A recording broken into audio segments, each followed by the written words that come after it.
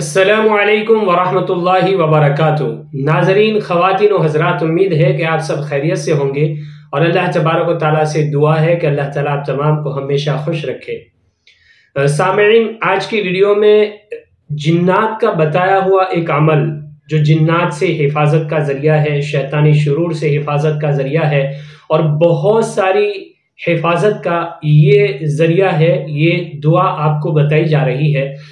سب سے پہلے تو ہم ایک صحابی رسول صلی اللہ علیہ وسلم کا واقعہ سن لیتے ہیں اور اسی واقعے میں ہم کو پتہ چلے گا کہ وہ دعا کون سی ہے جن سے ہم جنات سے بھی محفوظ رہ سکتے ہیں، شیطانی شرور سے حفاظت ہماری ہو سکتی ہے اور بہت ساری پریشانیوں سے چھٹکارے کا ذریعہ بھی ہمارے لیے دعا بن سکتی ہے۔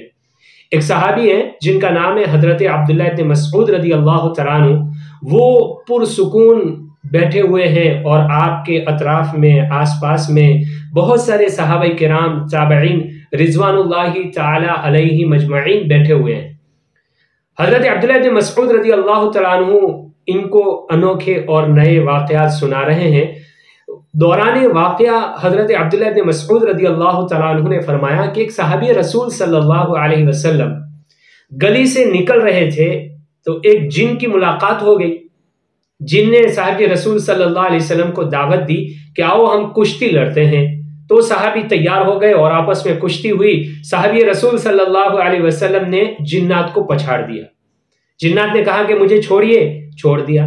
پھر سے ہم کشتی لڑتے ہیں، وہ صحابی رسول صلی اللہ علیہ وسلم نے پھر سے کشتی لڑی اور دوبارہ جنات کو پچھاڑ دیا اور اس کے سینے پہ سوار ہو گئے۔ جنات نے کہا مجھے چھوڑیے، وہ صحابی رسول صلی اللہ علیہ وسلم نے کہا کہ تو بڑا کمزور ہے اور تیرے ہاتھ کتے کی طرح لگتے ہیں، یا تو پیر تو جن ہے۔ اس نے کہا خدا کی قسم میں جن ہوں، جناتوں میں سے ہوں۔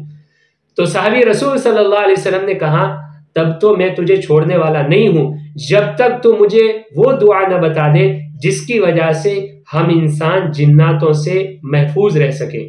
تو اس جن نے کہا وہ آیت الکرسی ہے، وہ آیت الکرسی ہے، آیت الکرسی پڑھ لیا کرو، کوئی جن تمہیں کوئی تکلیف نہیں پہنچا سکتا ہے۔ تو صحابہ پاس میں بیٹھے ہوئے تھے، انہوں نے فرمایا کہ بتا دیجئے وہ صحابی رسول صلی اللہ علیہ وسلم کون ہے؟ تو حضرت عبداللہ بن مسعود رضی اللہ تعالیٰ عنہ نے فرمایا کہ وہ صحابی کون ہو سکتے ہیں؟ حضرت عمر ابن خطاب رضی اللہ تعالیٰ عنہ، ان کے علاوہ اور کون ہو سکتا ہے جو جنات سے کشتی لڑے اور اس کو پچھاڑ دے؟ تو وہ حضرت عمر رضی اللہ تعالیٰ عنہ تھے۔